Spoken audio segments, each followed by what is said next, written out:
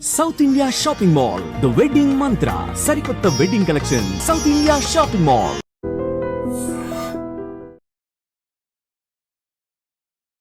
Hi hello నమస్తే welcome back to our channel. నేను మీ వైషు. ఈ మధ్య ఒక ఈవెంట్లో కమల్ హాసన్ గారు చేసిన కొన్ని కామెంట్స్ బాగా వైరల్ అవ్వడం, ఆ తర్వాత కన్నడ ఫ్యాన్స్ బాగా హర్ట్ అవ్వడం, అంటే తమిళ్ నుంచి కన్నడ పుట్టుకొచ్చింది అనడం కన్నడ ఫ్యాన్స్కి బాగా హర్ట్ అయినట్టు, సారీ చెప్పాలని వారు కోరుకోవడం, నేను సారీ చెప్పను అని కమల్ హాసన్ గారు చెప్పడం, తగ్ లైఫ్ మూవీని కర్ణాటకలో పూర్తిగా బ్యాన్ చేయడం జరిగింది. మరి ఈ విషయం గురించి మాట్లాడడానికి ఈరోజు నాతో పాటు సోషల్ యాక్టివిస్ట్ కృష్ణకుమారి గారు ఉన్నారు. మేడంతో మాట్లాడదాం. హలో మ్యామ్, నమస్తే. నమస్తే. బాగున్నారా మ్యామ్? సో, కమల్ హాసన్ గారు హీస్ ఏ లెజెండ్ యాక్టర్. ఆయన దాంట్లో డౌట్ ఏం లేదు. ఇలాంటి ఒక ఇన్సిడెంట్ జరిగితే ఆయన పాజిటివ్‌గా అన్నారా, నెగెటివ్‌గా అన్నారా పక్కన పెడితే ఒక థింగ్ అయితే జరిగిపోయింది. ఇప్పుడు దాని గురించి ఎలా మ్యామ్ రెస్పాండ్ అవ్వచ్చు మనం? హ్మ్. ఇప్పుడు మామూలు వ్యక్తులు హ్మ్. ఎలా మాట్లాడినా వాళ్ళ వాళ్ళ సమూహాల్లో రైట్. నడిచిపోతది. కరెక్ట్. ఒక బాధ్యతాయుతమైన వ్యక్తులు హ్మ్. ఒక మైక్ ముందుకొచ్చి, ఒక వేదిక మీద మాట్లాడేటప్పుడు ఆహ్, కొంచెం జాగ్రత్తగా మాట్లాడాలి. కరెక్ట్. ఎందుకంటే ఇప్పుడు మామూలు మనుషులు మాట్లాడే మాటలు హ్మ్. చాలా వ్యక్తిగతంగా ఉంటాయి. మంచి జరిగినా, చెడు జరిగినా వ్యక్తిగతంగా హ్మ్. అయిపోతది. కరెక్ట్. కానీ సమూహాల్లో మాట్లాడేటప్పుడు, హ్మ్. అందున స్టేజీ పైన మాట్లాడేటప్పుడు అవి ఒక్కరితోటి ఎండ్ అయ్యేవి కాదు. ఎండ్ అవ్వవు. హ్మ్. మీతో పాటు, మీతో పాటు చాలామందికి అవి చుట్టుకుంటాయి. కరెక్ట్. మంచి మాట ఎంత ఇంపాక్ట్ ఇస్తదో, హ్మ్. మంచి మాట ఒక మంచి ప్రచారాన్ని తీసుకొస్తో, తీసుకురాదో తెలీదు గానీ, ఒక చెడు మాట మట్టుకు హ్మ్. చాలా ప్రచారాన్ని తీసుకొస్తది. అది కూడా వెంటనే తీసుకొస్తది. వెంటనే దావానంలోలాగా హ్మ్. ఎళ్ళిపోతది. అసలు వివాదం ఏంటి అని చూసుకుంటే, కమల్ హాసన్ గారు హ్మ్. 'తగ్ లైఫ్' హ్మ్. అనే ఒక ఈవెంట్‌లో మాట్లాడుతూ కన్నడ భాష తమిళం నుంచి పుట్టింది అని జెప్పారు. హ్మ్.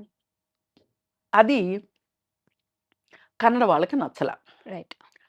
నచ్చనప్పుడు ఈయన ఆయన మాట్లాడిన దాన్ని హ్మ్. సాధికారింగంగా నిరూపించటమైనా రావాలి. రైట్. లేదు అంటే, "అరె! మీరు బాధపడ్డారా? హ్మ్. బాధపడకండి. నేను ఒక వరవడిలో మాట్లాడేశాను" అని హ్మ్. అంటే, మన కిరీటాలేమి రాలి కింద పడిపోవు. కరెక్ట్. మన భుజకీర్తులేమి హ్మ్. మాయమైపోవు. అవును. కానీ కమల్ హాసన్ గారు అలా చేయకుండా, హ్మ్. ఆయన సాధికారంగా నాకు ఆ విషయం తెలుసు. హ్మ్. నేను మాట్లాడింది కరెక్టే. హ్మ్. కాబట్టి నేను సారీ చెప్పను అన్నట్లుగాను మాట్లాడట్ల. రైట్. సారీ చెప్పను అని మాత్రమే మాట్లాడుతున్నారు. హ్మ్. కానీ అసలు విషయానికొస్తే వాస్తవం ఏంటి అని చూసుకుంటే, మన తెలుగు, హ్మ్. కన్నడ, తమిళం, మలయాళం హ్మ్. ఈ 4 భాషలు కూడా మళ్ళీ దీంట్లో చాలా యాసలు, హ్మ్. చాలా ఇంకా ఇంకా చిన్న చిన్న ప్రాంతాలకు హ్మ్. సంబంధించిన ఉపభాషలు ఉన్నప్పటికీ కూడా, హ్మ్. ఈ ప్రధానమైన 4 భాషలు ఒక తల్లి బిడ్డలు. కరెక్ట్. రైట్. ఆ తల్లి ఎవరు అంటే ద్రావిడ మూలం. ఎగ్జాక్ట్‌లీ. ద్రావిడ భాష నుంచినే హ్మ్. తెలుగొచ్చింది, కన్నడొచ్చింది, తమిళొచ్చింది. తమిళొచ్చింది, మలయాళం వచ్చింది. ఓకే. మరి అలాంటప్పుడు మీరు ఎలా తమిళం నుంచి కన్నడ పుట్టింది అంటారు? హ్మ్. ఇప్పుడు ఎవరైనా సరే సమాన హోదా కావాలి అనుకుంటారు తప్పితే, హ్మ్. మేము ఒకరి కింద ఉన్నాము అని అనుకోవటానికి ఇష్టపడరు. రైట్. ఇప్పుడు మీరు మాట్లాడింది మీరు సుపీరియరు, హ్మ్. మీ తరువాత వాళ్ళు అన్నట్లుగా ఉంది. అవును. ఇది కరెక్ట్ కాదు. హ్మ్. ఎందుకంటే చరిత్ర తెలిసిన దాని ప్రకారం హ్మ్. ఒక అంటే నాకు ఇది పెద్దగా తెలీదు. హ్మ్. ఏదో కర్ణాకర్ణిగా మనము ద్రవిడ ప్రాంతం గాబట్టి హ్మ్. మూల భాష ద్రవిడం అయ్యుంటది. ఈ ద్రవిడ భాష నుంచినే ఈ భాషలన్నీ ఉద్భవించి ఉంటాయి అని నేను అనుకున్నా. హ్మ్. అనుకుంటే అంటే అది జస్ట్ ఒక ఏమంటారు లాజికల్‌గా. హ్మ్. కానీ అది వాస్తవం అని జెప్పి ఒక ఆకెళ్ళ రాఘవేంద్రరావు గారని జెప్పి హ్మ్. ఆయన వీడియో జేశారు ఈ విషయం వచ్చినప్పుడు. ఓకే. ఆయన సాధికారకంగా చెప్పారు. హ్మ్. 5000 సంవత్సరాల క్రితమే ఓకే. ఈ ద్రావిడ భాషకి సంబంధించిన హ్మ్. ఒక ఉనికి ఉన్నది. హ్మ్. ఆ ద్రావిడ భాష నుంచే, ఈ ద్రావిడ మూలం నుంచే ఈ ద్రావిడ భాషలన్నీ పుట్టుకొచ్చాయి. అంటే ఈ ద్రవిడ ప్రాంతపు భాషలన్నీ పుట్టుకొనొచ్చినాయి. ఓకే. సో, ఇప్పుడు కమల్ హాసన్ గారు ఏం చెప్పాలి? హ్మ్. ఎక్కడో ఆయన మా తమిళమే తమిళ మాతృక నుంచే ఈ 3 భాషలు వచ్చినియి హ్మ్. అని నేనెక్కడో విన్నాను. హ్మ్. అది నేనొకసారి సరిచూసుకుంటాను అంటే అయిపోతది. అయిపోతుంది గదా! కానీ ఈ సినిమా వాళ్ళకి హ్మ్. వాళ్ళకి ప్రతిభ ఉండటం గావచ్చు, వాళ్ళని చాలామంది అభిమానించటం వల్ల కావచ్చు, ప్రజలు వాళ్ళని కళ్ళప్పగిచ్చి చూడటం వల్ల గావచ్చు, అభిమాన సంఘాలు ఏర్పరుచుకోవటం వల్ల కావచ్చు, హ్మ్. ఏది ఏమైనప్పటికీ కూడా మేము మామూలు ప్రజల కన్నా మేము కాస్త పైనున్నాము అనుకునే తత్వం ఈ సినిమా యాక్టర్‌లకుంటది. ఉంటుంది. ఇప్పుడు చిన్న చిన్న సోషల్ మీడియాలో యూట్యూబు క్రియేటర్స్. ఇన్‌ఫ్లుయెన్సర్స్‌కే హ్మ్. చాలా ఫీల్ అయిపోతున్నారు. అవును. ఇంకేముంది అసలు మమ్మల్ని మేము గొప్ప మేము మాకంటే లేరెవరని. అని. హ్మ్. మరి ఈ సినిమా యాక్టర్లు ఎక్కడ కనిపించినా హ్మ్. అభిమానులు ఫోటోలు దిగుతామని, హ్మ్. ఆటోగ్రాఫ్‌లు ఇమ్మని, పాలాభిషేకాలు. సెల్ఫీలు అని, హ్మ్. అలాగే పోస్టర్స్ పెట్టి వాటికి పాలాభిషేకాలు, పూలాభిషేకాలు చేయటం గాని, ఇవన్నీ చేస్తూ ఉంటే వాళ్ళేమనుకుంటారంటే, మేము కొంచెం మానవాతీతులమేమో అనే ఒక ఫీలింగులోకి హ్మ్. వెళ్ళిపోతారు.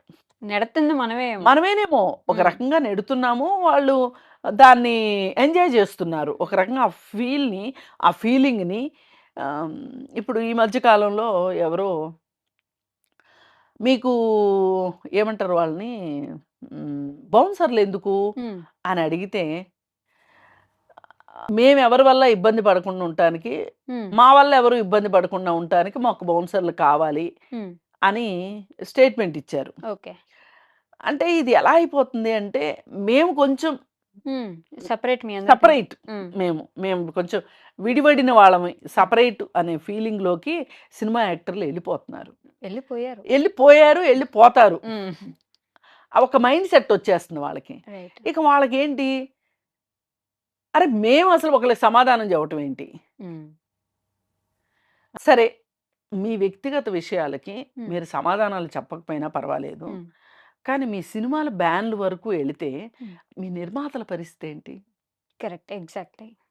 ఇప్పుడు అటు ఇటు గాకోకుండా తలుపు సందులో పోక చెక్కలాగా హ్మ్. నిర్మాత నలిగిపోవాలా మీకు వాళ్ళకి మధ్యలో? హ్మ్. మీరు ప్రమోషన్స్‌కెళ్ళేదెందుకు? ఈ సినిమాని ఇంకొంచెం ఎలివేట్ చేయటానికి, ఇంకొంచెం జనాల్లోకి తీసుకెళ్ళడానికి, ప్రజలతో చూపించటానికి హ్మ్. మీరు చెయ్యాలి. కరెక్ట్. అలాంటిది మీరేం జేస్తున్నారు? నిర్మాతలకి డీప్రమోట్ ఇబ్బంది చేస్తున్నారు. కలిగేటట్లు. మీరు కొంచెం మీరు ఎవరికైనా కోపం వచ్చినా సరే, హ్మ్. కొంచెం ఒళ్ళు దగ్గర పెట్టుకోవాల్సిందే. బుర్ర దగ్గర పెట్టుకోవాల్సిందే. ఇప్పుడు నిన్నటికి నిన్న రాజేంద్ర ప్రసాద్ గారు హ్మ్. ఆ వేదిక మీద అంతంత మాటలు మాట్లాడితే అసలు ఆడవాళ్ళని అది ఇది అని, హ్మ్. ఆలీనేమో ఇంకా బూతులు తిట్టి ఇవన్నీ ఇంకొకళ్ళనేమో బుద్ధి లేదా అని. హ్మ్. హే!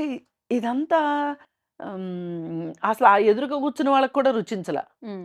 ఇప్పుడు ఆ 'తగ్ లైఫు' ఆ మీటింగ్‌లో హ్మ్. ఈ భాష విషయం మాట్లాడినప్పుడు కూడా హ్మ్. చాలా మందికి మనసులో నచ్చుండదు. కరెక్ట్. కానీ హీరో గదా! ఏం జెప్తాం?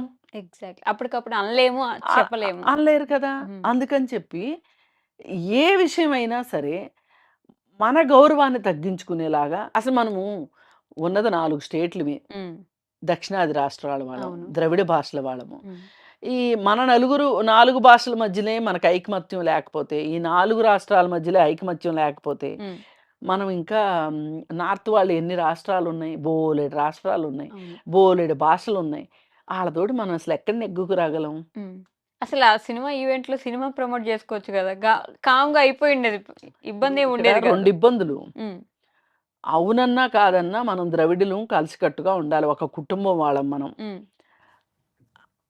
అది దానికి తిలోదకాలు ఇచ్చి మనలో మనమే కొట్టుకుని చావటం. ఇప్పటికే కర్ణాటకకిన్ను తమిళనాడుకి కావేరీ జలాల విషయంలో పచ్చగడ్డేస్తే బొగ్గుమంటా ఉంటుంది. ఆ విషయం అయ్యే సంవత్సరంలో 1-2-3 సార్లు ఇబ్బందులు పడతానే ఉంటారు, ఈ తగాదాలు వస్తానే ఉంటాయి.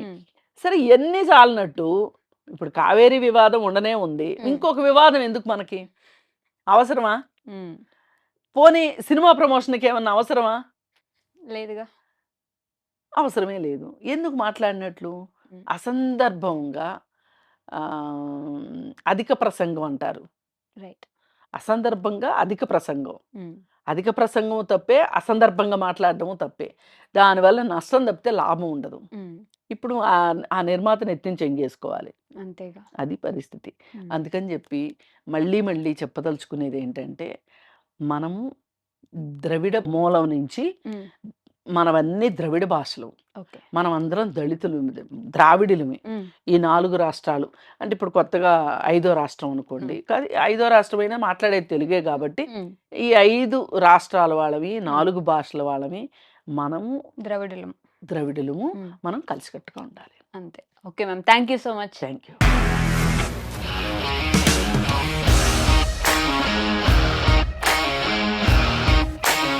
ఇండస్ట్రీలో కమిట్మెంట్ ఇష్యూస్ వస్తే నీకు కూడా వచ్చినట్టు? మార్నింగ్ తీసుకెళ్ళాడంటే కొట్టి పడేస్తాడు.